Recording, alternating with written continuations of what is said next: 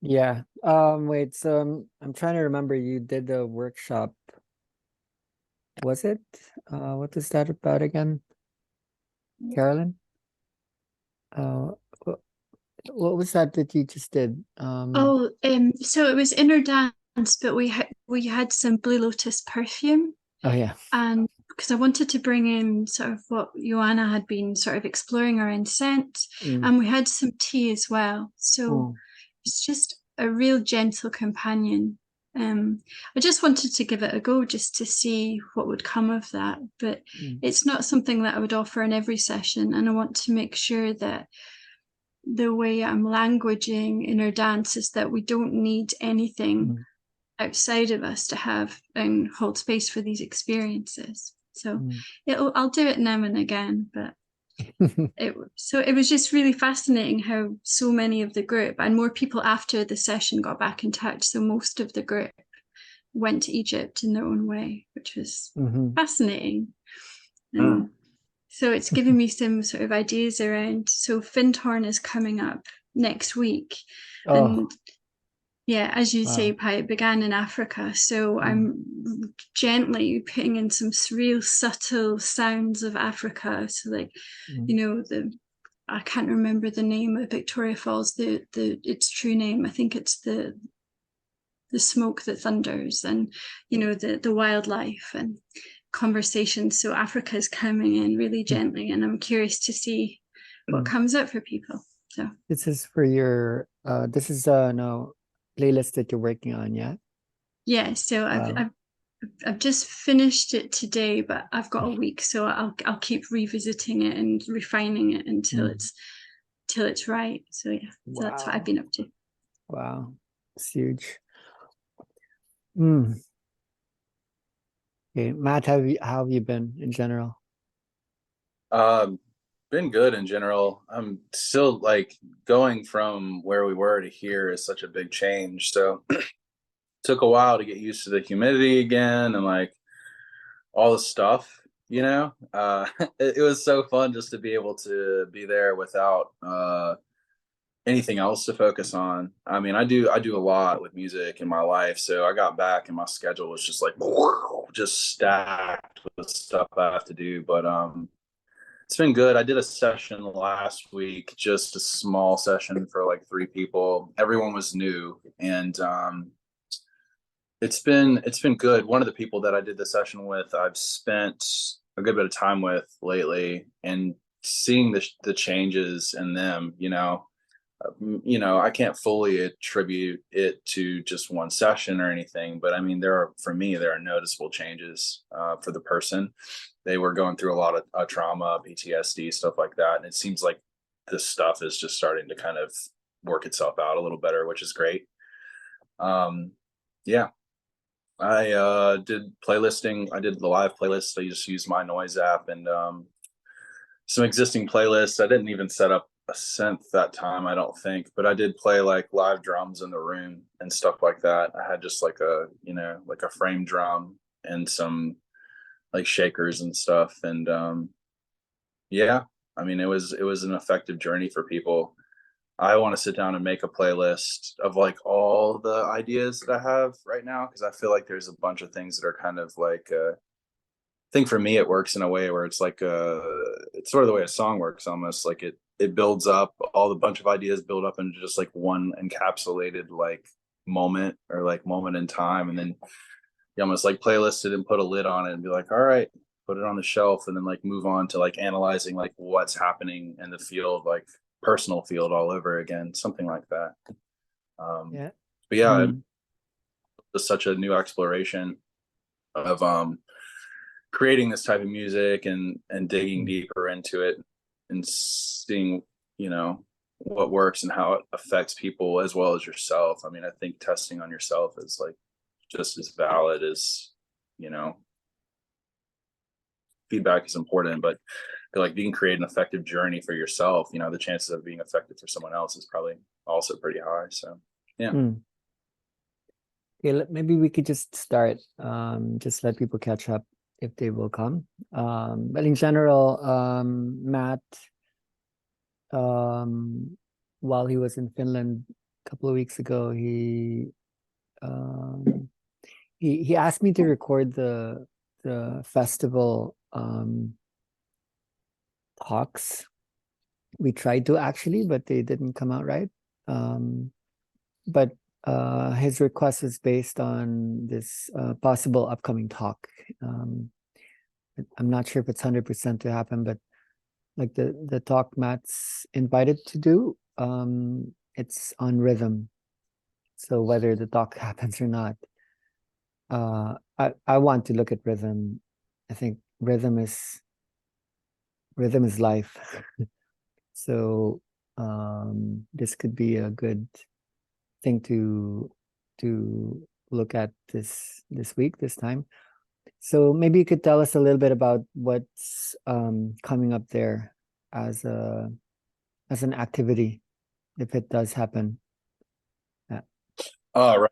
So it's for this thing called Creative Mornings, and it's essentially like a monthly get together for creatives in the area, all types, I guess, artists, musicians, designers, marketers, people that do like anything creative. It's really open to anybody, but they just have it named something. And yeah, the invitation was to do a talk just on the topic of rhythm, and I didn't get any other feedback besides that. But my first thought was like, it's way more interesting to talk about, even if you want to look at musical rhythm in the scope of relationship to life, because I don't know, outside and nature influences really like the rhythms of like actual life, or like the internal rhythms of the body really inform music so many ways. And it's just like, it's all kind of a cross contamination. So yeah, that was the prompt, essentially just this broad prompt. And I wasn't sure what their expectations were. They probably think I'm just a music producer, right? Maybe I am. I don't know. But I was excited to blindside them with something like fairly different and deep, besides being like, here's how you clap a beat, so yeah. Yeah. So for me, if it's okay, I had these slides that I wasn't actually able to present in the Finland training, and a lot of it was about rhythm. So I thought maybe this is a way to unload those and just publish them, make them go public alongside all the other slides that managed to make it. And when I was looking at them, I actually found them quite important, and it's like super practical. Like rhythm is super practical. It could be the most practical thing tool wise that I find myself like using conservatively or wildly, and rhythm's always been there. So rhythm for me is actually present right now through the absence of it. So experimenting a lot with creating the gaps between music that has rhythm seems to do more, or placing arrhythmic, meaning non-rhythmic music on top of rhythmic music is done a lot as well. So it's at the top of everything right now. Like I could experiment with all kinds of elements, but rhythm is really the key. Yeah. Yeah. So while you were talking, because you're just the things you had to say started to frame more rhythm in the context of really music in the journey, right? The way that we use music in the journey. And my brain tends to use the phrase breaking the brain, essentially, to take things that are unlike each other and put them together rhythmically. So the brain doesn't have as much to hold on to, because I think the brain is used to what it's used to, music with a distinct rhythm throughout a certain period of time. So it does have a framework to hold on to. But in the inner dance journey, if we're able to take that framework around rhythm and essentially break the way that we know it, it allows you to go into the space that's actually there more, because your brain is, I mean, you could challenge to say it's maybe even creating new neurological pathways, or trying to, in that way that, you know, if something becomes unknown and it's untrackable for you, it takes you into space of either, you know, distrust, or like, oh, this is uncomfortable, I don't like this, or you just like start to slip into a field of just like accepting. And in that acceptance field, through like the brain break, that's really where the opening tends to happen. I don't know if you want to speak to that at all, if that makes sense, but that's what I'm Um, noticing, like when I create music for people, and the more yeah, like, yeah. Comfort and discomfort is a big one. We could talk about that in general between us facilitating this energy, because when we're trying to listen to the room, um, we might have an intuitive sense of what would be the rhythm that people are wanting or needing, almost craving. So there might be times when we hold it off and not give it to them, but it's so tempting to just go ahead and do it. And then that's when certain feedbacks appear. yeah. Hmm. Let me go into the slides as a way of introducing certain concepts within inner dance, and then let's play with it. A lot of you guys obviously have notebooks in front, so let's go into a screen share. I'll try to keep this short so that we could definitely just keep this conversational. So this is the Prezi that I wanted to present. That was the most music-based for the training we did in Finland. We did go over this, that interestingly, like there are these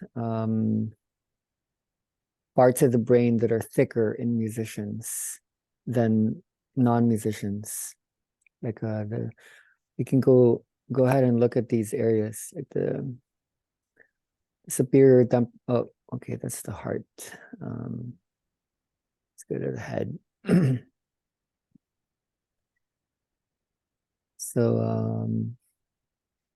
let me look for that. I think the superior temporal. No, it's here. No, it's here. No, no. Where is it? Here. This is where the Wernicke's area is located. It's where we comprehend language. It's where the auditory cortex is located. So when you touch that part of the brain, we definitely touch sound, but this is thicker in most musicians' brains compared to normal people. So looking back at this, the cocktail party effect describes how many musicians don't seem to be bothered by like white or pink or brown noise as much as other people have this super sensitivity to. This one I find really interesting. The arcuate fasciculus isn't really a brain region. It's a nerve track or a bundle of axons that connects the temporal and frontal lobes.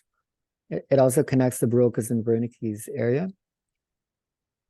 So I think it would be this one here. So they're more like communication pathways between, especially the part of the brain that produces speech, which is going to be here, and the part of the brain that understands speech.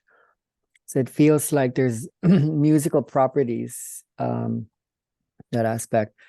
Just to go straight into it, like a lot of these nerve tracks are very, very thick in musician brains. Like this one, the corticospinal tract, allows communication between the cortex areas, the cortical areas, and the basal ganglia area.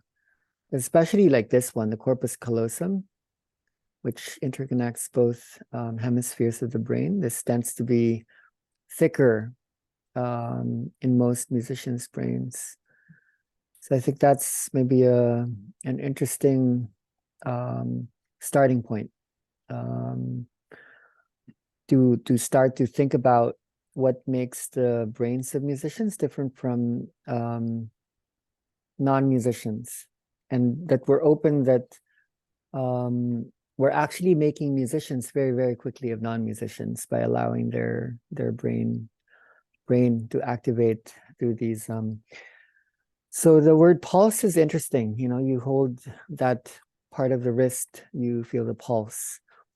The auditory system seems to be highly sensitive to what's called pulse patterns, whether it be obvious or something that's simulated from inside. So pulse patterns technically need to be predictable as a given rule. And when that changes, it means that it's not considered a pulse pattern anymore. So rhythm, I think, is based on initially this more fundamental idea of the pulse. So scientists and mostly say archaeologists or anthropologists, they've been interested in when did that start. And in music language theory, when people experience different events. So for example, like here in this image, like after the hunt, when people started to make noise, some kind of synchronization of noise came about. So a kind of rhythm was set. So pulse patterns seem to be kind of cultural in a way, not just personal, not just in the heartbeat. This is an interesting chart that I grabbed just today. Actually, it's a comparison between actual pulse patterns in music. So these would be this is sound amplitude. So this is when a beat would occur, and this would be when firing rates in the brain would coincide. And when you see when the pulse or the beat holds its accent, at times the actual firing rate is simultaneous or synonymous, but very much at times it doesn't seem to be synchronized, which is to say that there's some degree of variability in how the brain actually perceives like pulse. What is interesting is that when we look at this is very human. Both in recorded experimentations and observations, animals don't actually have synchronization to pulse. Most animals, anyway. So it seems like something humans have developed. So it seems like pulse goes way, way beyond music. It allows us to synchronize like so many things that we could maybe figure out or think about. Anticipation and predictability is possible because of pulse. So I like to think of rhythm from the point of view of linearity. So instead of thinking of a straight line, something rises and falls. And when I think about or observe what happens with the brain when it achieves thought, there's like switches going on where decisions are being made, whether something is right or wrong, good or bad, hot or cold. So it feels like judgment, thought, memory itself utilizes the power of the pulse in order to synchronize not just that which we regard as circadian rhythms, seasonality, but it almost seems like the very notion of how we think and how we behave actually is founded in the nature of the pulse pattern.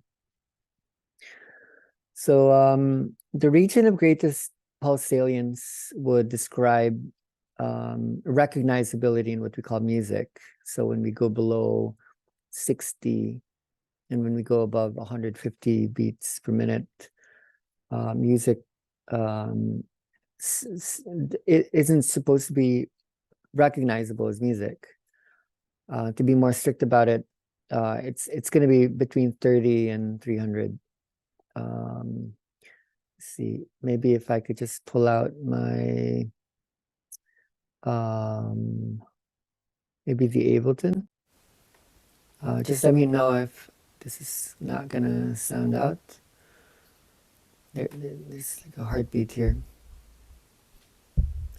So the resting rate would be around 70, maybe as low as 60. And the highest resting rate of the heartbeat would be around 100. So it almost doesn't seem so intense. And we may need to put on kind of rhythm or drumming in order to measure how that affects us. Maybe these.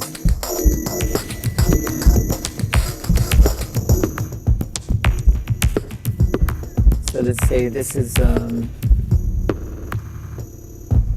30. So anything below that would be below salience. So the brain or the body doesn't recognize that as music anymore. So that's still considered restful. But anything that goes beyond, say, this is, according to the heartbeat, beyond resting rate. And then, say, 160 would be the conservative highest rate of greatest salience. I think it's at around 240. So this isn't music anymore, technically. Go beyond that, go higher.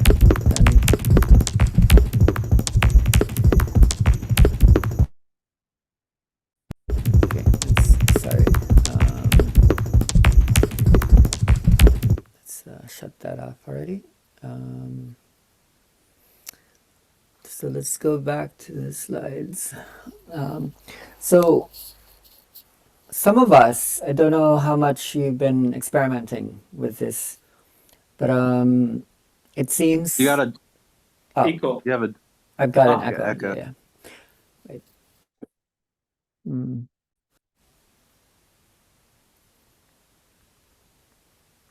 By the way, hi everyone. Hey. I'm glad you're here. Okay, yeah. So where were we? Back to here. So I think the whole point is that there is a region of salience, and a lot of us are starting to experiment with what's below and what's higher. So beyond we've been studying the brain waves or neural oscillations quite a bit, but I think something we've been waiting to bring up would be the heart. So I think what's interesting about the heart is we normally think it's a mechanical device, but a lot of the contractility of the heart is actually electrical in nature. So maybe let's look for the heart here. The trunk is the heart. So okay, so this is the heart. Blood enters through here, coming from the body. That's deoxygenated, and it moves through here before it moves to the lungs. And after blood is oxygenated, enters through here, and then exits through here, and then goes into the rest of the body so that oxygen could be delivered. So this beats, this has activity where contraction, expansion, stroke volume, heart rate happens. And just like in the brain, where a very small part determines so much of many activities that's regulatory in nature, it's this little thing right here, the SA node or the sinoatrial node that contains the pacemaker cells. So this very, very small thing is actually responsible for the rhythmicity of the heart. And a lot of the nerve wirings here connects to the sympathetic and the parasympathetic nervous system. So depending on what's happening in the brain or in the, let's say, sensory receptors in the body, based on what we see, what we touch, what we hear, fear or trust, slow and fast, is determined by this kind of tiny thing. I think another thing that's interesting to look at in general is, and this is an oversimplification, what we have here are hormones. And it's really just me working last minute. Most neurotransmitters and hormones actually have clockworks as well, which is to say, the release of chemicals have literally, it's called pulsatility. So they have pulse rates, and what is chemical in nature is also electrically connected. So a lot of the release of these are actually still, let me move to another. This one I used in a lecture on Sunday. Action potentials, meaning these spikes in electrical surges, or spikes are electrical surges. A lot of them are chemically determined, either through the release of potassium, calcium, ions are exchanged so that they go in and out of the cell. So what is electrical in nature then influences the chemistry, which is to interest us that chemicals in the body have a rhythm. And when you get trained, when you are trained to fire according to certain patterns, change means literally like changing some of the rhythms of sending out, let's say, chemicals related to stress or to trust or to sleep. So then when we do look at the circadian rhythms in this way, one of the most oft chemicals that we look at is cortisol and melatonin in the circadian rhythms. And we can see that there's this inverse relationship between the stress hormone and the dream hormone. And in inner dance, we are basically changing this by bringing out the early release of melatonin even while people are awake and are not supposed to go to sleep. And then some sessions release cortisol quite a bit, and along with norepinephrine and epinephrine or adrenaline, in order to bring out the ability to be scared without being afraid. Okay, so it's that. There's some interesting, like aspects of rhythm from the heartbeat. And okay, this is just the last slide. Sorry, let me go to this one first in terms of looking at the concept of coupling. We took this up in the last Zoom call. Maybe not everyone is there. But coupling, whether it be cross-frequency coupling or phase amplitude coupling, is the study of how various states of awareness through neural oscillations would combine. So here you have delta, where the amplitude is high, but the frequency is low. So within a certain duration, few cycles are happening. This is theta. So amplitude is still not that low, but it's definitely lower compared to delta, and then there's more frequencies happening. And this is gamma, where there's a lot of frequencies, but the amplitude is low. So when you then put all of those together throughout the whole brain, what you get is a combined signal. And it seems like the brain does it for so many reasons related to synchronization. So we're observing this in the inner dance process, where it feels like after a certain time, like phase amplitude coupling starts to happen. So in Finland, more than a week ago, we held an EEG session in the space, and Matt was actually the one holding the Moog synthesizer, and this is the brain waves or the oscillations of Susanna after 2 minutes of that, and then this is the 3-minute mark. So in the 3rd minute mark, you have these random spikes in the alpha band or alpha power. You see it spiking early, even as the others are just in this combinatory, very random phases. But somewhat within 6 minutes, you can see phase amplitude coupling beginning to happen here, where alpha band seems to hold like a mediatory role in helping to bring a combined signaling between delta, theta, alpha, beta, gamma. And so during that time, there wasn't really rhythm. What was being probably sent forth was a lot of delta, theta, gamma elements. So even without like an actual beat or pulse being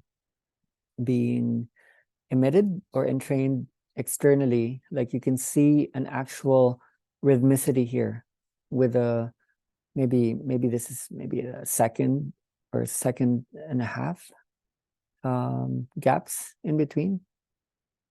So roughly this is then happening in a really relaxed mode. Maybe it could be as much as 2 seconds in between. I have to watch it again to try to time things. So what's interesting is later on, we then see a lot of randomness in the space. We were making quite a bit of noise, and people were like almost screaming at her, trying to get her to relax or trying to make her brainwaves jump. So I think maybe in more ideal situations, either she could have held the phase amplitude coupling, or maybe this is what it actually starts to look like later on.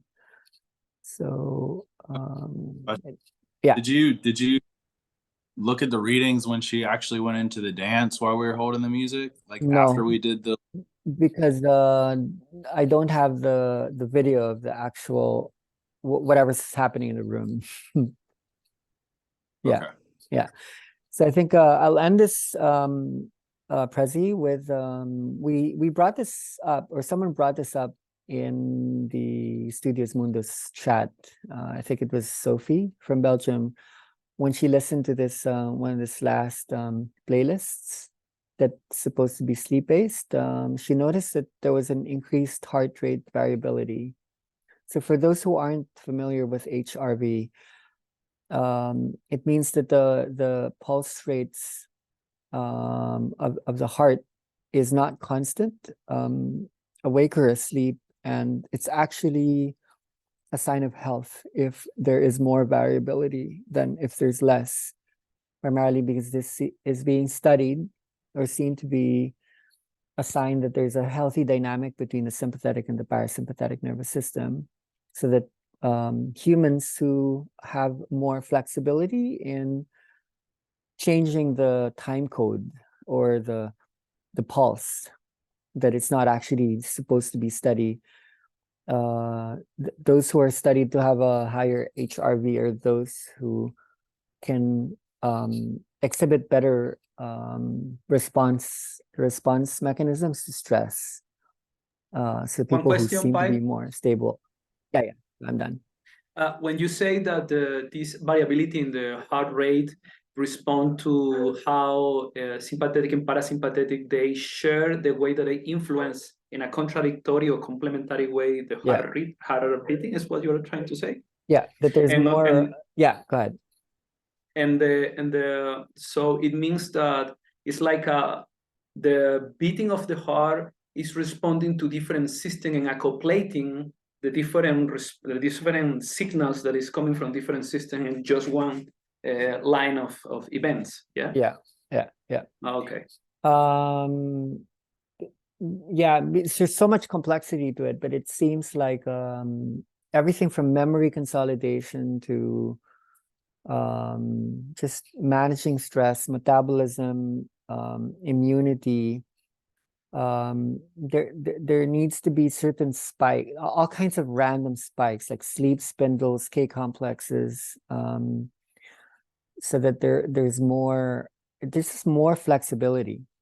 Because when you lose that flexibility, you actually lose life. So it means that you have a greater dynamic, and there could be just this flexible relationship between these two modes. Because when we do bring up the sympathetic and parasympathetic, we're not just generalizing it. These are very complex structures related to slow and fast, and they are always like constantly holding each other. I will make this, I don't know if this is properly, but so, there's in Chinese medicine, there's some people that they can diagnose many things just with the heart rate. So it means The that Filipinos as well, yeah. Yeah, okay. So this is also a sign that what you are saying, how many systems they can just read in one pulse, and having the sensitivity to perceive also electrically, in this case, physically, the variability is talking these languages of different behaviors and how the interconnection between the systems with the heart. Yeah. Okay. I think from a musical perspective, and this is quite a big claim or statement for me to make. Like I feel that music was created to hold stability in cultures. It helped us to communicate in stable ground. So that had to show up in language. And this is well studied in linguistics, that language has rhythmicity, like through poetry, through or prose, the way we construct sentences, there's rhythm there, especially in the oral tradition. And the more we're able to hold stable rhythm, the more we're able to hold something simple that allows for complexity to put on top, right? That's how music works. The drummer and the bass player needs to really hold stable ground so that the keyboardist or the guitar player, the lead guitar player, the singer can soar and rise up. The flutist and whatever is creating the melodic that's bound up by the harmonic and especially the rhythmic. So I feel that a lot of our linearity, even judgment, even like being close-minded, and also just being stable and amazingly being able to be here, constant.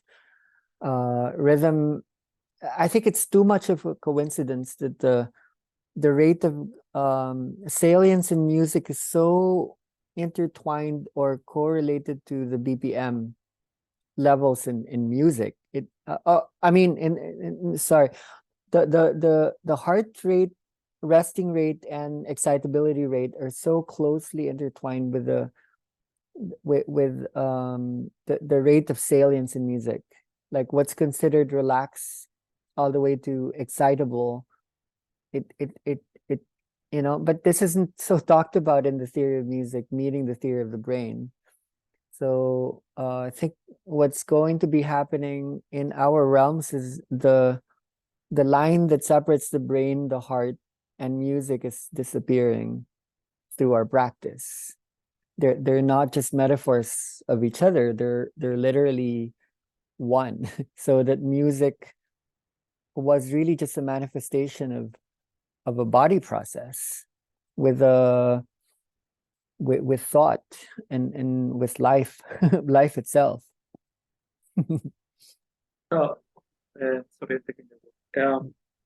So what you say is very, very deep, because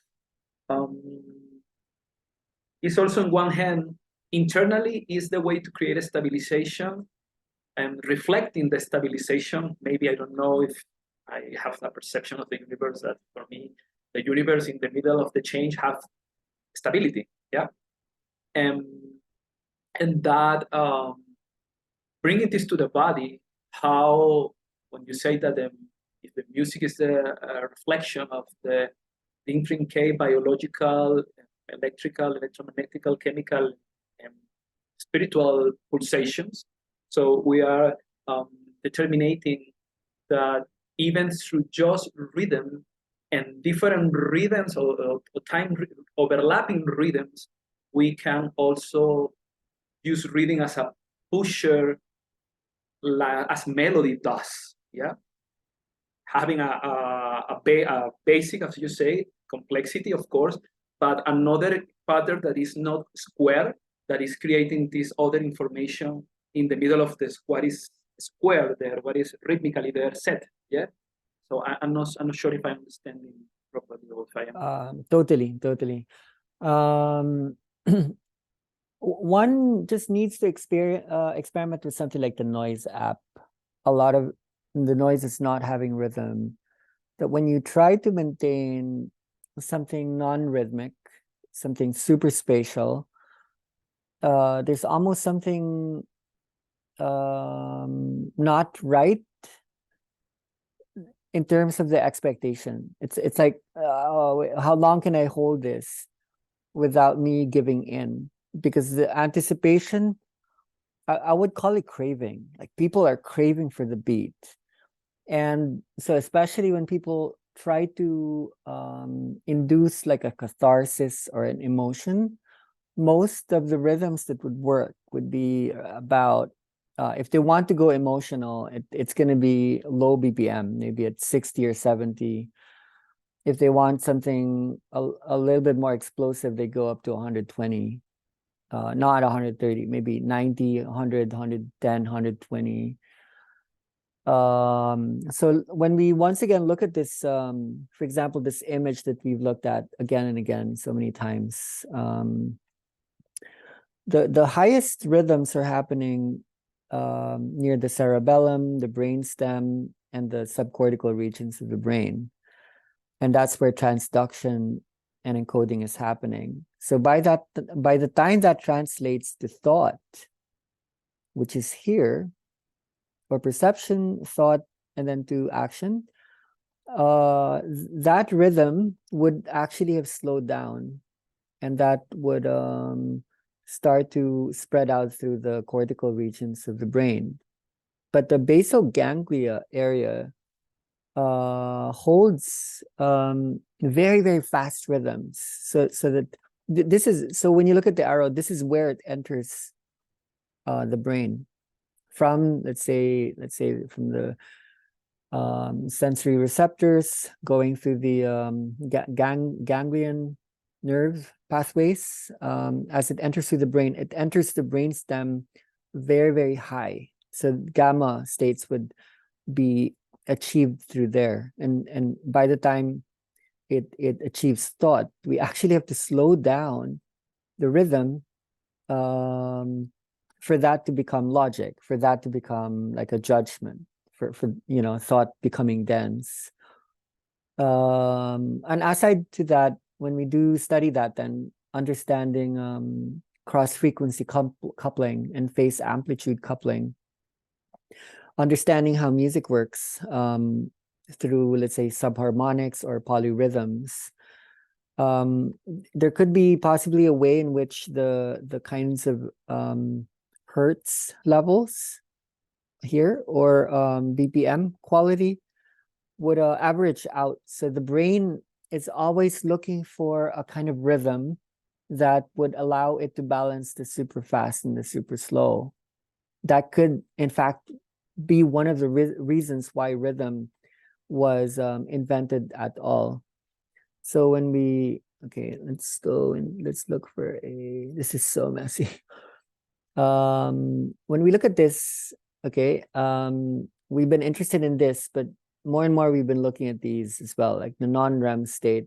This is where things are delta. This is where the brain goes non-rhythmic or arrhythmic. Here, there are a lot more of the spikes through K complexes and sleep spindles, hypnagogic jerks and reflexes. So when we're here, non-REM 3 is arrhythmic. And when we use a noise app, this is what basically we're holding. So when we do look at the dream theory, for example, a lot of the dreams that we remember happen here in REM sleep as a stage. And for the longest time, scientists were proposing that dreams don't actually happen in non-REM sleep stage. But now they're having to correct that. Dreams do happen here. It's just that dreams aren't showing up as linear. So I would like argue almost like for me, almost definitely, where's that linearity is actually achieved through rhythm because of the cycles of that which goes up and down, left or right, in or out. We actually are able to hold a sequence, and without sequence there is no time. So the very notion of time itself we might owe to rhythm, so that when you take out rhythm in music, what you do is you take away time. That's why it's freaky. That is why people are craving it, because that's synonymous with death. And non-REM 3 is, so going back to this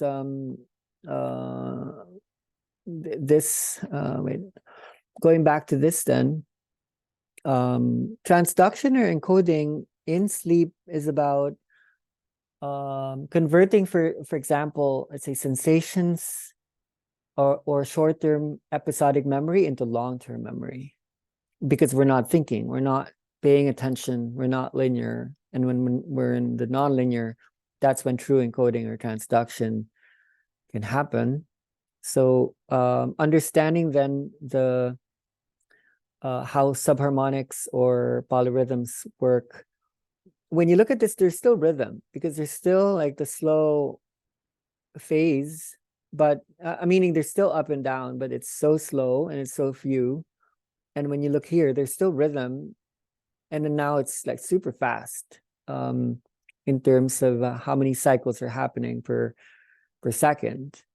So it feels like if we were to invent a human, we needed to find a way to hold all these rhythms together, like all at the same time. It's an incredible feat, without which we would not be able to hold coherence or consciousness altogether. One question in the photograph that you have the brain, the older one. Can you if I can remember what I want to ask?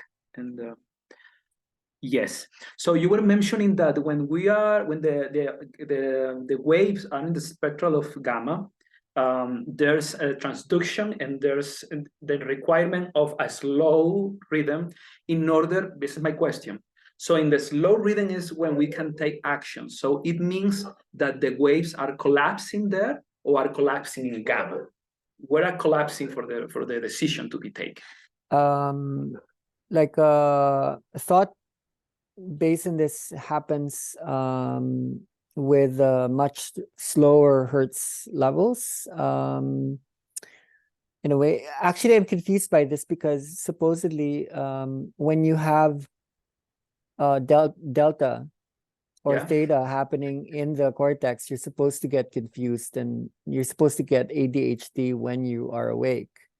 But for this particular model, when the guy built this, he was basing it on a certain modeling. So this isn't like a super general thing that we can, No, thank you. It's just want to be sure, because you mentioned that the decision can be taken there when the rhythm is required.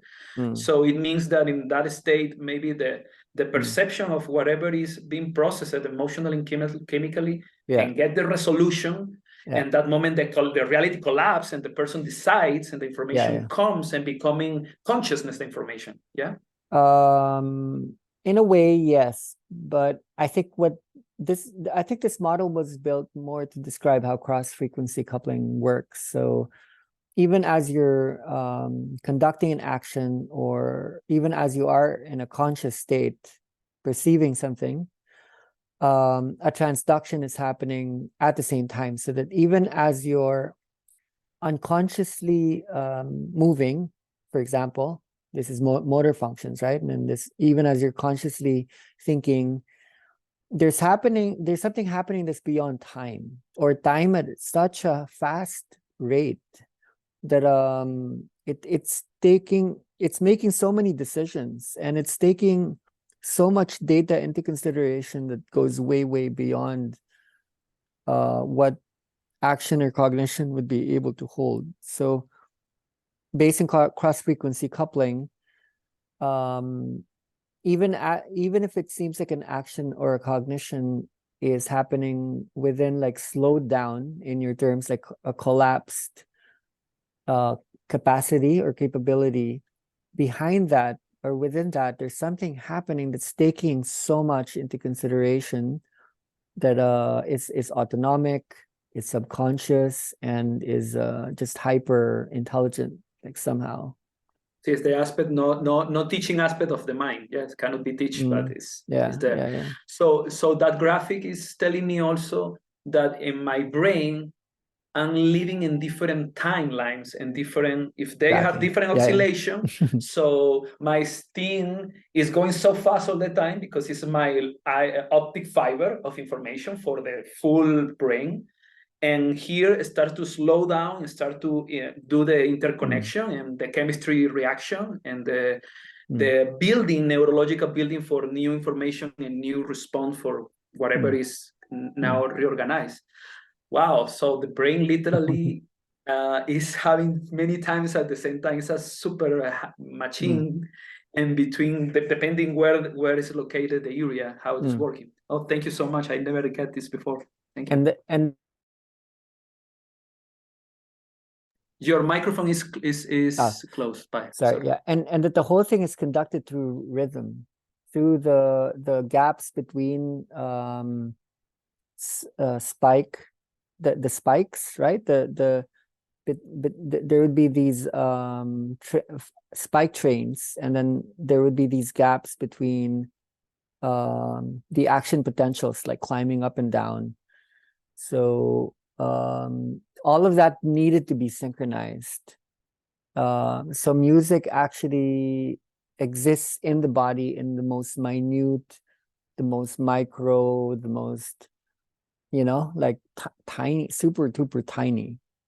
And when people go to the club or a concert or turn on the radio, when they latch onto a particular pulse rate, something happens. Like, let's say with the timbre, the texture in the music that's filled with subharmonics, and it's then inputting like combination of noise. This music is really noise. It's just like it's amazing. It's like wow. It's like wow. They synchronized all that, and then the next point is in inner dance. We're taking all that synchronization and we're desynchronizing it, because human culture latched onto a synchronization, and because it's not happy because of the limitations of the current synchronization, we're synchronizing to a much wider range. So first and foremost, we are trying to reach something beyond salience. For me, I go as much as 240 to 320 beats per minute in my live sessions. And for me, that's what shoots through. For me, that is what brings people to the other side. That's dimensionality. In Maya, we were doing that. So you can imagine how much we've been doing that, all the more so after picking up some really weird, interesting instruments in Helsinki. So it's been wild and fun and amazing. Yeah, I think we're getting somewhere. Let's hear from everyone now. Let's think about these. Let's look at your notes. This is a really interesting topic. We've not talked about this in this focused way before, and it's almost like stating the obvious. So who would like to who's maybe connecting their experiences with what's been talked about.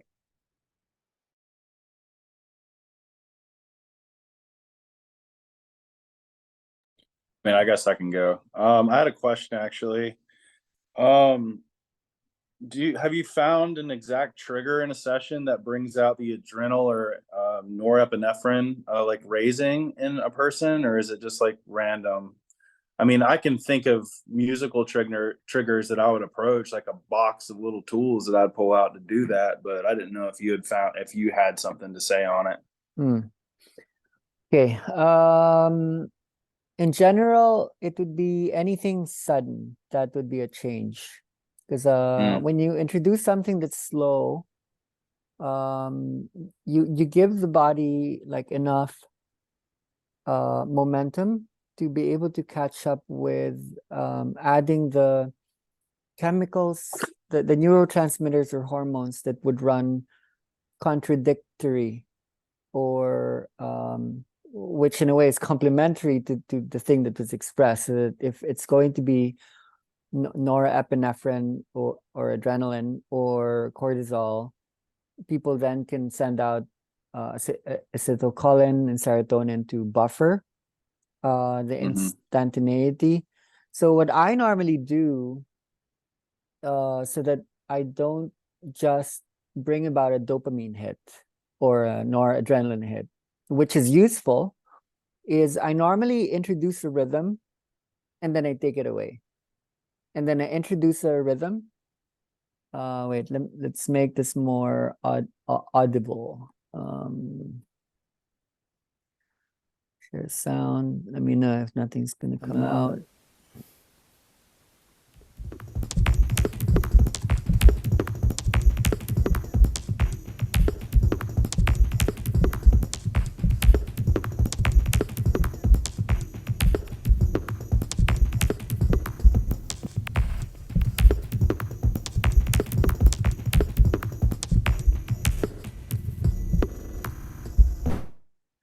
So I'm needing to create a larger rhythm amidst the smaller rhythms, if you know what I mean. That when you add something, you need to actually take it away before you add it again, thus allowing them to acclimatize. But it's exactly the same when you take it away. No, give it back, and then take it away, and then give it back, and then take it away, and then give it back, and then take it away, and then don't put it back anymore. That allows the brain and the heartbeat to achieve that combined signal, so that whatever pulse rate that you might have introduced, let's say 10 minutes ago or 3 minutes ago, there's a residue because the brain simulates those, right? So sometimes you might drop something so low, but they actually have so much of the fast still running through. So there's a kind of art form to it, that you don't just like snap into something else. Then you would not be able to create a necessary overlap that normally allows people to do a harvesting process, moving too quickly to another space, which is something I used to do a lot in the past.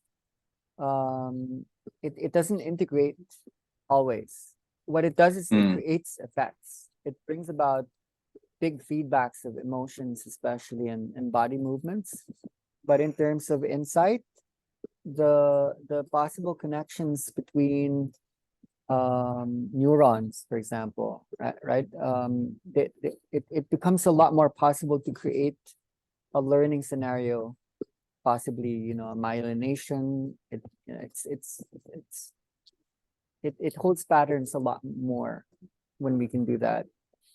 And then something I'm learning as well to do more and more is to actually bring back a song that I put up, let's say 15 minutes ago, 30 minutes ago.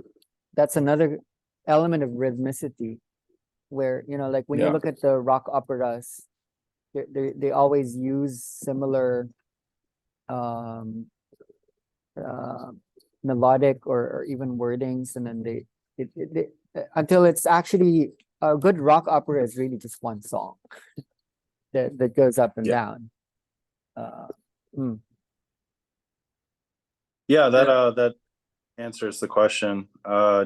Generally, there's just so many tools in the tool bag. I think I'm in a place where I'm just interested in kind of writing some of the more of this stuff out, especially some of the things that I do and I think work, and then just starting to put them in one place so it can kind of be like I don't know, like almost a manual on like how to make inner dance music or something, because it's starting. Yeah, I feel like it's starting to make sense, like all the brain conversations, the hard conversations about rhythm.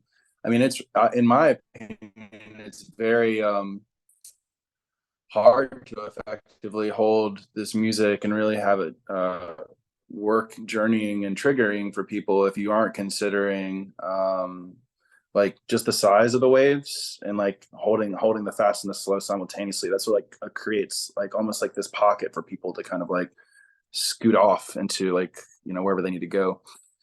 Anyways, I'm just kind of talking abstractly about it, but yeah, thanks for answering the question. Yeah, Oscar, yeah, like something.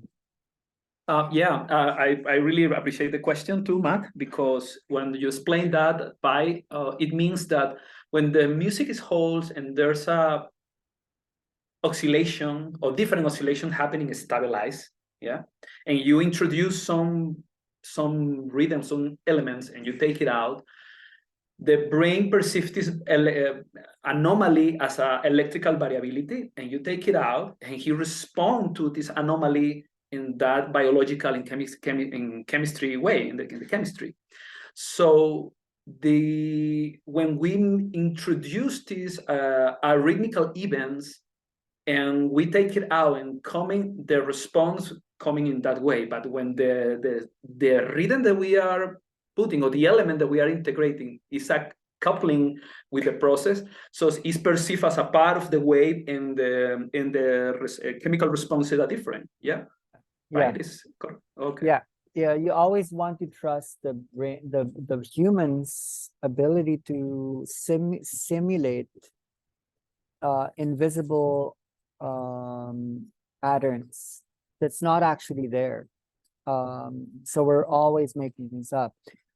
Primarily, the mantra we need to keep repeating is rhythm organizes time. So when you hold long enough something stable that's rhythmic, especially rhythmic, you're holding a dimension. Because still, even though it seems like we're breaking a lot of expectation and we're bringing in more variability, still a large job that the space holder is holding is narrative. We are still holding a container that allows them to journey either through a story of the earth or the story of a person, and that story is going to be unique to that moment, channeling things from the infinite that would encase it somehow. So we might surmise that rhythm is the most basic storytelling device. The medium is the message, the medium being the dimension and the ecosystem. So when you change, what I find fascinating is when you're coming from a very intense rhythm, even when you slow it down the tiniest bit, it feels so slow. It's incredible. Let's do that.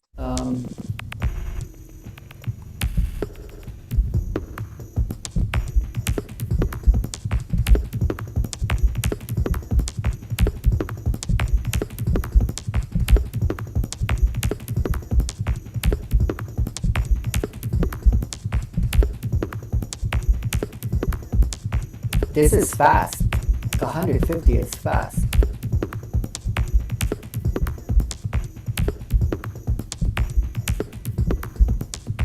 Even this is fast, but compared to where it was,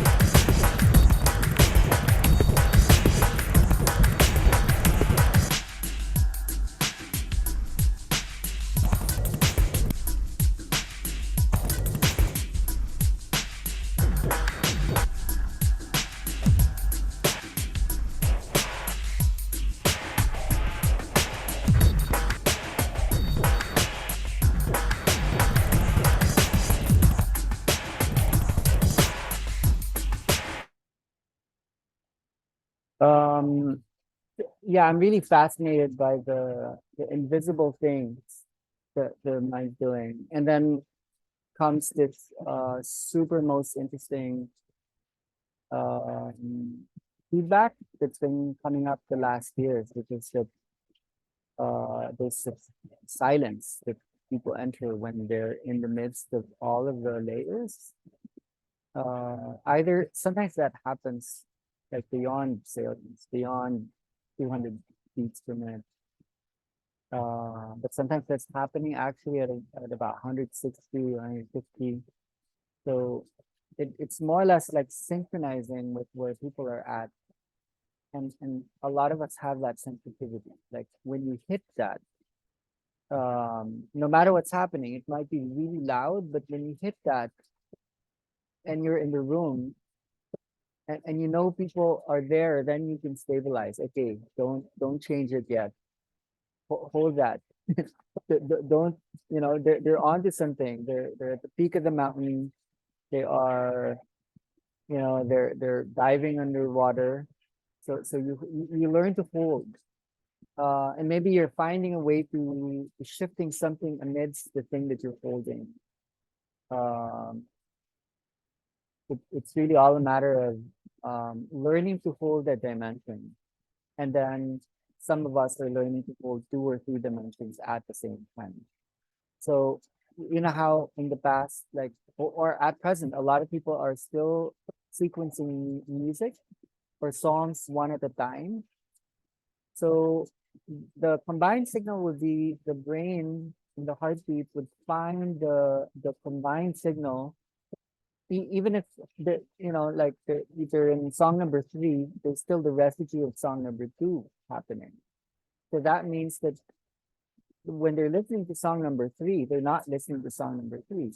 They're listening to song number 1, 2, and 3. So some of us are just putting song number 1, 2, and 3 on top of each other. But it's technically the same thing, but also not. Matt, what are you seeing? I just wanted to express, so like in the piece that you played, there's 3 stages. I just feel, you know, I mean, this is how my brain tracks things. Maybe it'll be helpful. Like the speed tempo part, that's like the first stabilization. That's its first plane. As you lowered, that's like a transitional phase, and it starts to break you out of like the bass that you did have, and the bass changed at the second tempo stabilization around, like, I forgot what tempo it was. And that's when you added an expansion. You started to add other elements on that bass layer. So you're still there. You're still where you first landed, but that's expanding. Like more characters are coming into play. It's expanding that field. And then there's a third section actually that it was based off of that second expansion, but you just started playing with, like, I don't know, maybe different tonal textures by doing the muting and unmuting around like 103, I think. So it was like a 3-part like phase shift, you know, and like through the journey you can kind of imagine where that could take somebody. You know, you have your first stabilization point, your transitional section into like a more land of advance. Like that's just like when I listen to that music, that's how my brain like just tracks it in like like yeah. So I think what we're defining here as the nature of the song is as you near a crescendo. So let's say you're making music and this is the soundtrack, and that's like the, you know, the hero moment. On a neurological level, we're talking brain capacity. So what we're training nervous systems to do is to be able to hold more. So what I was demonstrating is, okay, here's a little bit more, so that when I was just already pressing the mute or the solo option, I was putting a lot of variability. You know, with what's already layered, and it's greater variability, meaning the changes can happen more so, but because the brain had built up to that point in which it can hold more. But that's something I can't do in the first minute. One question. So what I'm understanding what you're just changing with Matt is when we have few minutes in already holding the space, what we create to the brain and to the bodies is that we said that this is the reality that they are. Yes. Yeah. And the dimensionality or the modifications in the rhythm, I was feeling when you did the exercise, I was feeling was how the lack of the anticipation was the way to use the anticipation. Because in the rhythm in certain time, I was expecting happening, and when it doesn't happen, it was triggering me because I was using my anticipation response. Yeah. And when the absence of the response wasn't there, chemically I respond for the absence, but was done by presented, yes, Yeah. in no regular timing, yeah. Yeah. I have a whole Okay. map regarding the chemicals. So that if I was to design a session that was maybe important enough for me to do so, I actually could trace what I would want to do with each neurotransmitter that would be of importance. So because expectations and anticipation is handled by dopamine, then there is that.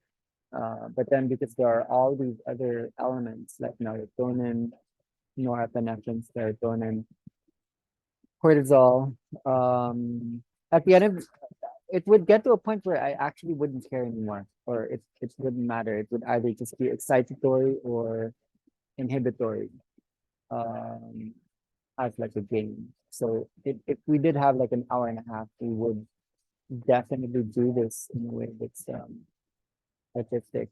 I think what I would like to do, and what probably a lot of people are discovering how to do, is to learn to hide the trigger mechanisms that they're happening, that they're awash underneath. So it, expectation and anticipation actually has little chance now of happening. So you can still create trigger responses. But the trigger responses that aren't anticipated, they normally are the ones that lead to insight and illumination, knowledge, wisdom, as opposed to just like emptying the mind and not thinking. I Okay. Yeah, good. in a way, this would be playing like with absence and presence, and like because my brain just tries to translate things from what I know in the philosophical aspect of it. So now I'm kind of like seeing how philosophy is in music in a way. So that will be dealing with ambivalence, with absence and presence, and the arbitrariness from language in a way, right? Like this, Yeah. trying to Yeah. That's trying to awesome. speak with what is not there, right? Mm. By not talking with it. Yeah. It's actually so huge what you're saying. If absence is actually the absent presence, meaning absent is the black to the white. The presence is super tiny because the presence is that which collapsed into a particle. The wave is the absent. So that which is absent is actually the bigger thing that we're negating. So that when we collapse it, the absence of rhythm is in fact the presence of it's the real presence. Right? I'm not there. Yeah. It's still I think we're just having problems with the audio. So what you're saying philosophically, from Sicilian language, it's about space and time. Time is present and absence is space. Your microphone is in the other side of the cable. In the other cable. Yes. Oh, here. Interesting. Yes, amazing. Absent presence. One question more, because when I was experiencing the first time the nymphs with you in Maya, and when you were, for example, suddenly out of the blue bringing the time down, or out of the blue bringing the time upper, but with this specific tool, because this sensation is not coming from other devices in the same way. um, when the time was decreased, the rhythm here now, my brain, I will be a bit technical. We hear to 44,100 hertz per hour, yeah, per second, yes? This is the way that the sound is processed in the brain, yes? So when the rhythm change, brain trying to accomplish the same rhythmical pattern, but when the pattern modifies, the brain wants to change the frequency of a procession of the brain, so the brain synchronizes with another frequency that maybe is in another dimension. Yeah. Because our dimension of hearing is 44,100 hertz. Yeah. So this biological effort to compensate the modification of the environment switch or activate the capacity of the body to tune in with different dimensionality. And sometimes, because by my personal experience, or I don't know if this is not a regular thing, but in some moment, in some speed things, I was in one place, and you changed the speed, and I was in another place. And after you were playing with this in less than 2 minutes, and I was in 3 places different because my brain wants to compensate or reacting to trying to catch what you were happening before in the event. So now I think that I'm connecting this experience with what we were talking today here. Specifically, the thing that I use in the Nymphus, and you will find these in most analog synthesizers, is the low frequency oscillation. And what I'm changing is the LFO rate. So as it says, low frequency, it's like low as compared to the normal oscillators, the VCOs, which is high. The low frequency oscillator is usually that which carries the other oscillators. It's the delta to the gamma or the theta to the gamma. So when I kept playing and mucking up the LFO rate, it was carrying the others into even faster sub rhythms, or polyrhythms that were not. It would push the brain to definitely these dimensions where the old LFO would then change the gamma state that were being held into multiples. So the brain really is not used to that, and the reason why we're not really experiencing this is music. No, musicians were not allowed to do this. This is actually breaking the rules. This is not supposed to happen by any industrial standard. Because this doesn't. Not yet, not yet. Not yet. Yeah, this is what we're trying to explain now, because we actually can substantiate this through neurology, and at the same time, the feedbacks have been really amazing. So, like a lot of the science in sleep, not just wake states, are very synonymous with what is current in inner dance when it comes to how signals are combined in terms of phase amplitude coupling.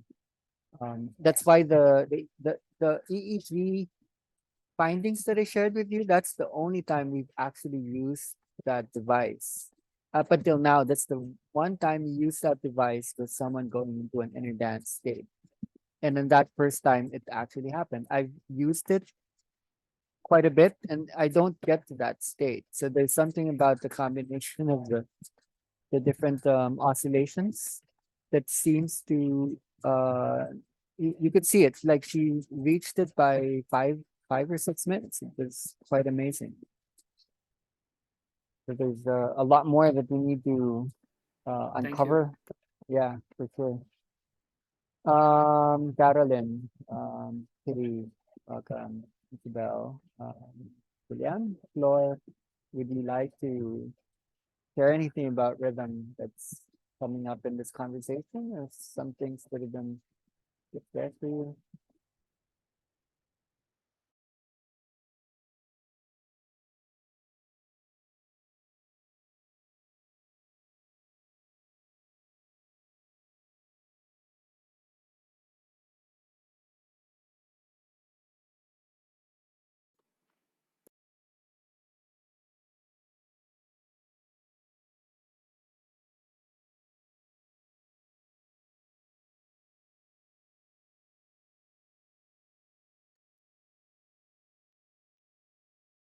not as much maybe.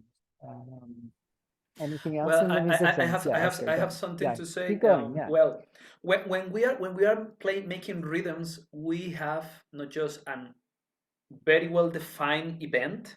Yes, we have an event defined in rhythm, and we have a sequence of event defined. Yeah. When the repetition of these events create the rhythms and motivates the brain to change his oscillations. Yeah, right. But when we are using pure sine waves and they are constant, we have another rhythmical there. We have another rhythm inside the wave that is making rhythms with the rhythms that are solid and individual events by one Exactly. by one. Exactly. Yeah. Yeah. This is what So goes on in my head. Yeah, go. okay. So there's different dimensionalities of rhythm and constant. It's like a and from different natures. One that is synthetic. We don't know if the United Nature will have this wave somewhere. I don't know. Maybe the stars they can pulse these things. We don't know. Yeah, but in nature we don't find these waves in that way. But so the nature of these two different rhythms is very interesting to me to grab this and because they are rhythm. When the oscillation is slow, it's a rhythm. There's no rhythmical, but there's a rhythm. Yeah. And when we start to come in the beat inside this one, dong, dong. So it's like a it's like opening the vocabulary of rhythmical vocabulary in ways of oscillation. Is very. I'm just saying what I'm realizing here, and Yeah, so totally. yeah. Because everything has wave properties. Then, like sound as a range is really small compared to the wavelength of electricity or light as a spectrum. So when you think of music, rhythm is a very slowed down sequence of events as compared to then bring up tonality, because tonality doesn't seem rhythmic because tonality is another aspect of rhythm. But what you're saying is, let's say the key of C has a certain tonality, it's hertz defined, and then the key of A, and then bring that up to another octave and so on and so forth. That's still a rhythm, but it's minuscule. So in comparison to light and sound, they're both waves. It's just that we're perceiving them in a particular dimensionality. So you say something that makes something click to me right now. there you go. Yeah. So the sine wave that is constant, yeah. I will be philosophical and maybe Google. So when the event is very individualized and show up as an event and a sequence of events. See, so they looks to me like they are inside the brain like a flash. Flash, jump.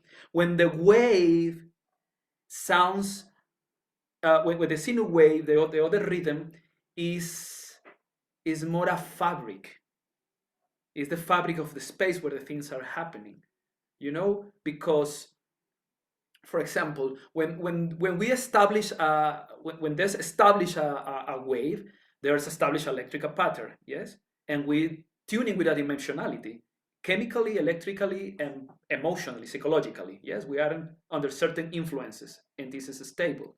When this in the indifference with the rhythmical patterns, they have different impressions and they depend from different learning processes. The rhythmical event we need to understand, we need to feel. The other one is part of the body. It's more in the terms of biological and vibratorial aspect of our biology. Yes, so how I'm understanding totally. who is healing and who is affecting, and the psychological and information, who is taking what information that we are bringing. So one is going to the body and other is having interaction of course, in the body, but with the psychological and emotional construction. Yeah. That they're all synchronized, and they are they're all combinations of each other is where we end up with it. Because for those who are not familiar with the sine wave or the sinusoidal wave, the sine wave is that which is the perfect waveform that bears no harmonics. So it's the fundamental tone, it's the pure tone. And anything purer than the sine wave is silence. So there could be In my Google thing, the sine wave for me is a female principle, and the rhythmical is a masculine principle. yeah. For me. Yeah. But because the sine wave in nature can only be simulated, meaning it doesn't actually exist in nature. It's something that humans are making up as an image of perfection. Going into that track that okay, anything purer than a sine wave would be silence.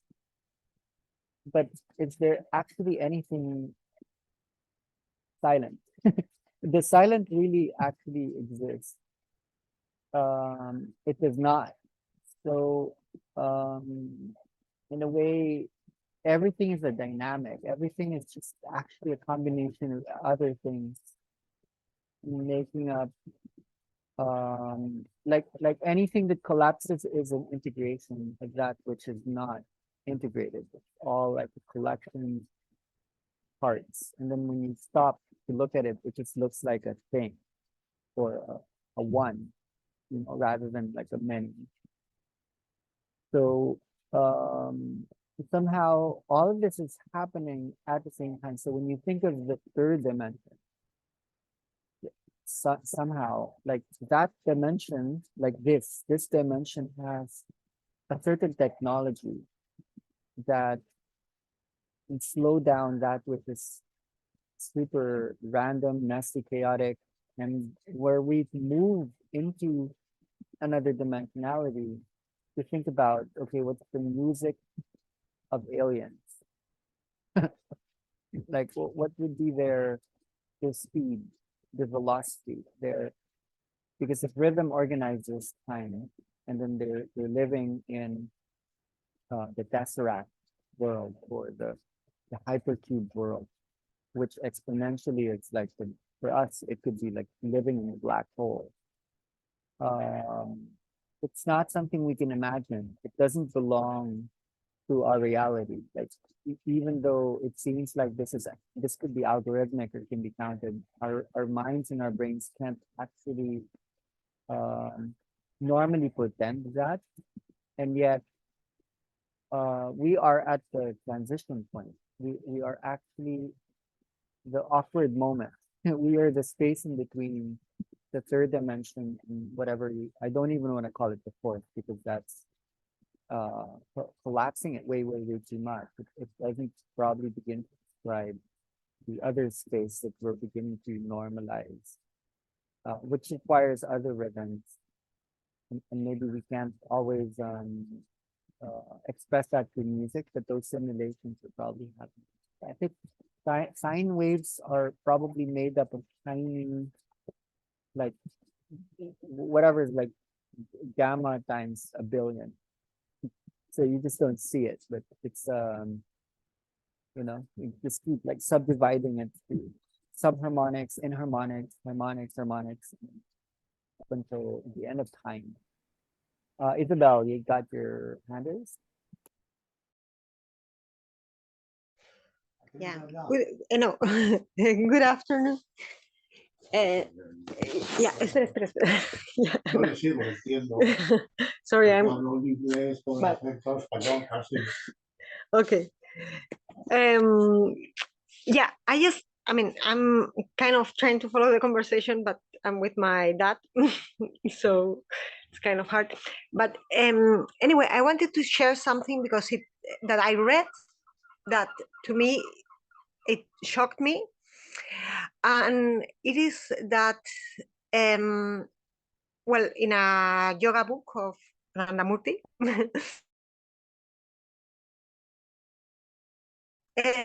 it's said that the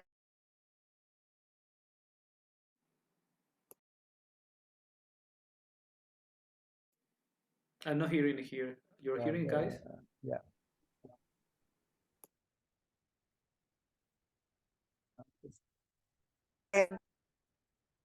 It's That about line? your signal's really bad. We're getting Oh. maybe 2% or 3%. Okay, let's see. Yeah, well, what I'm trying to, can you hear now? Yeah. Okay.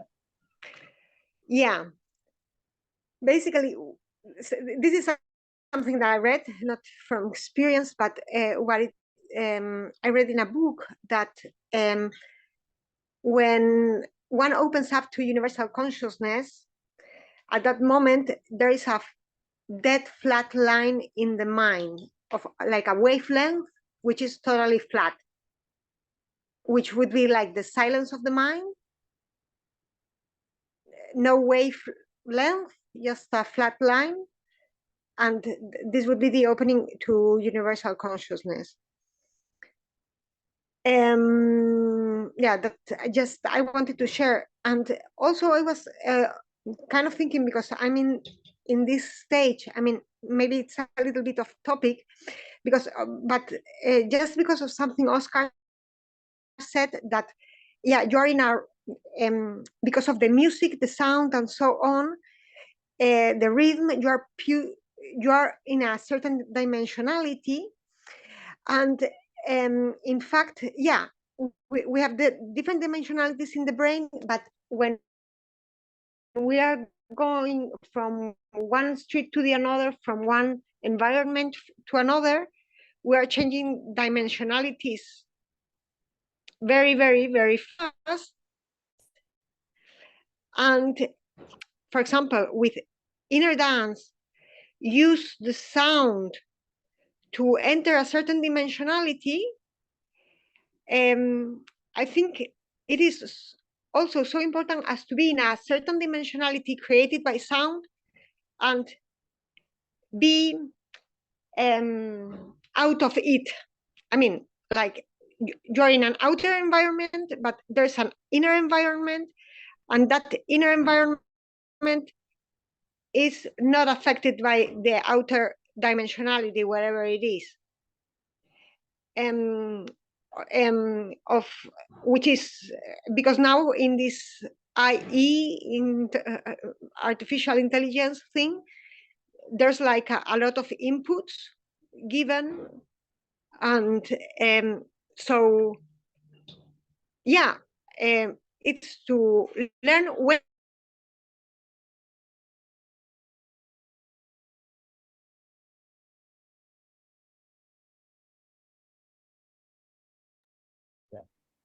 I'm not following her. from what to be affected, or yeah, thank you. Yeah, thank you. Yeah, I guess maybe this could support some of the things that were said, was spoken earlier, where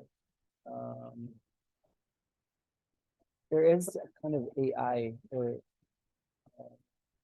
very high level of intelligence in human where transduction is happening.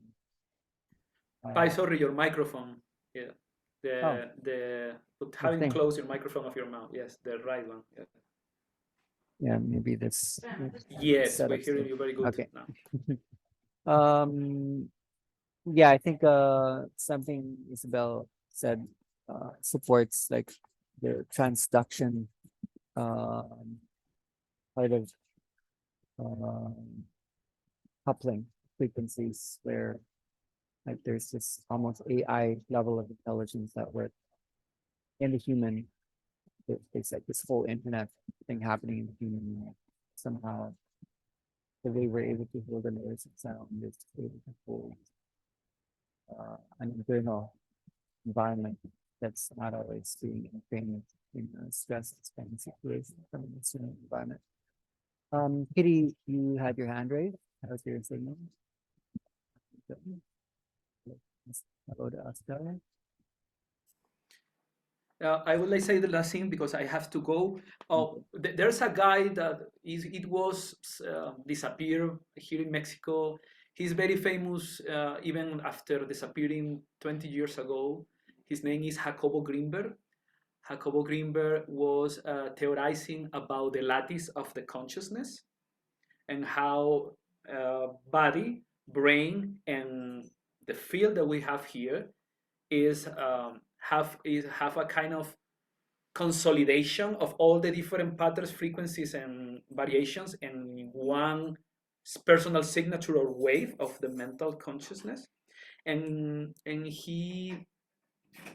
what is connected with this is where even if we are many different system happenings, this guy say that he was able to measuring and because he was a scientist, how the body when there's enough stabilization, emotional and chemical, we create sine waves from our lattice, not from our brain. It's not about brain. It's about the totality of our system, because we are existing not just in the borders of the body. Yeah.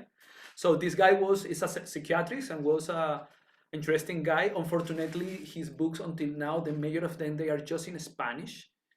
But this guy, when he was going to that point and showing things, he was raptured, he was disappearing, all his discovering investigation was destroyed here in Mexico. He's like a hero and kind of Jesus in Latin America, because this guy was revealing how operates the consciousness, the mind, and how we collapse into the reality that we perceive, and how we are also able to embody other signals that we are not embodying in our brain right now, which means opening consciousness to another signals, another signature, and how important for the mind being understood that is a bridge for.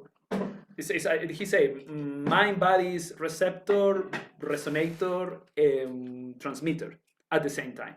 So yeah, I just want to say that I'm so glad. One question: you have plans in some moment, at some point, to share the diapositive that you share in some moment, The what? the prezi or the animation in some Ah, yeah, of point. course. Yeah, yeah. Oh, thank It's you. all public. Yeah.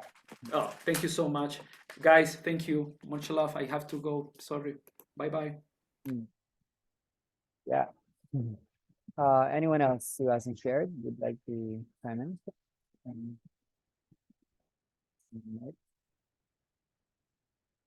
Could you raise your hand before?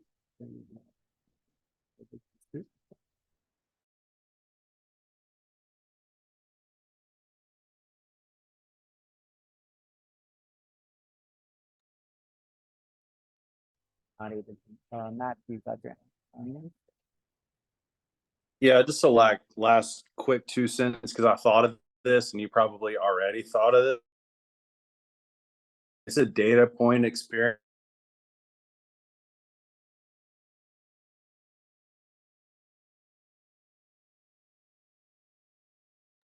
The different cortexes of the brain, right? And it also measures just the basic waves that are flowing through each cortex of the brain. Is that correct? Or the ones that it connects to? That's how it works?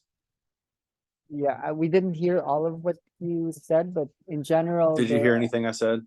we did, like the latter part. If I was to surmise, you're asking because there are specific oscillations that are more dominant.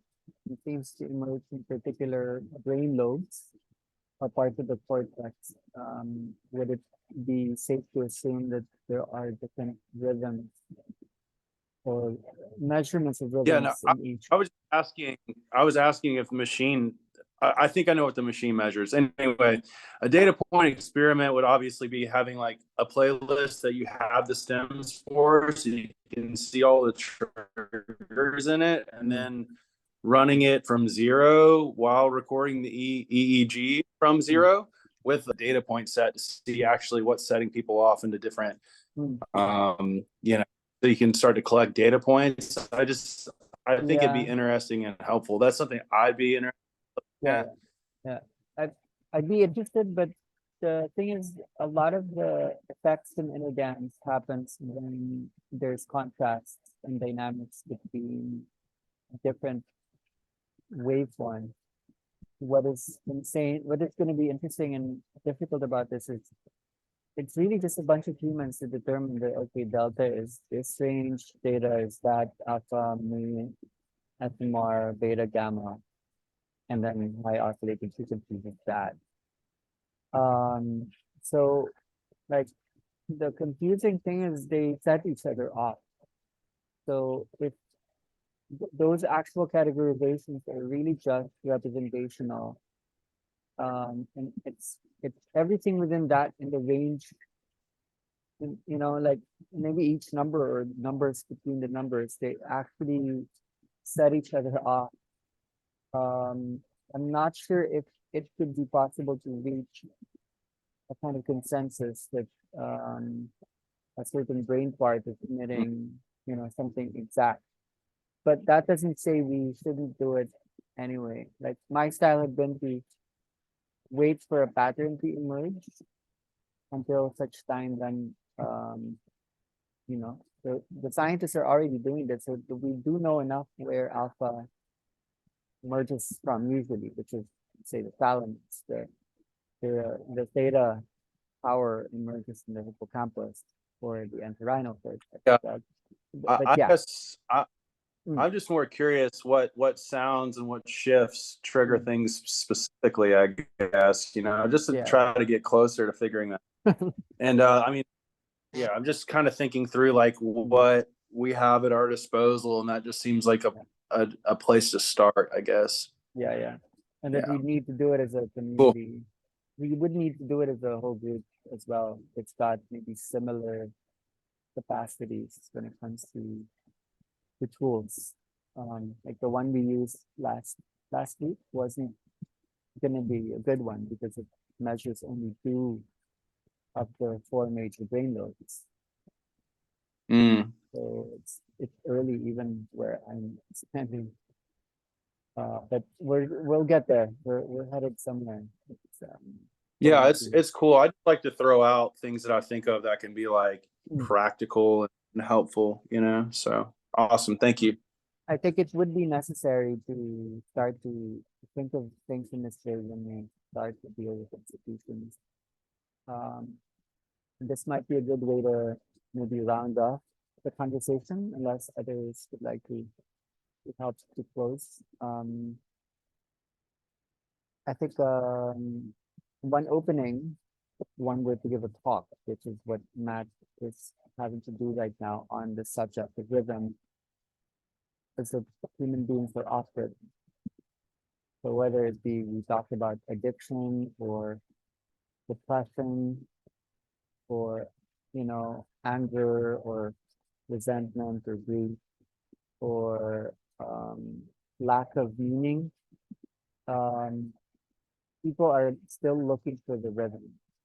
So we're in this kind of work of helping people find the rhythm. What we are merely doing in these calls is to give some visibility to that which is invisible, and in this topic, audibility to that which we can't hear, because there's so many layers to that. So when we start to assign like vocabulary or terms of reference to what is happening inside, a lot of these might be adaptable so that when we think about, for example, bringing students, whether it be younger or older students, to dream states that would work hand in hand with schooling material, what would be a transition that would be very unlike what we are holding in the current inner dance modalities it's experiencing. It's intense transitions. And the only reason why we are using these techniques in the inner dance and whatever people want to call their process, it's because that's where people are. It's because that's how much movement there is happening between dimensions right now. But it would be really interesting when we start talking to doctors more and more, which we're already doing, start talking to parents and teachers. What does crossing dimension speed from a more conservative environment where stability would really be important. So I think rhythm is a really big starting point as a term of reference. And rhythm holding enough complexity, rhythm in terms of tempo, rhythm in terms of pulse, sequence of spikes in amplitude and like everything we talked about. This is the personification of sound itself. Sound was a person, and if you get to know that person, this is how the personality of sound would show up. Because we're using sound, even sound is using us. It's actually quite useful to work with it in this way. So it's a really good blessing that this talk is coming up in the US for Matt, because it coerced us to speak to an honor sound today. And it's an interesting topic. And I think there's going to be a lot more, even then, sending insights to this. Anyone else has last things they'd like to share? And we can close. Great, see it. Site.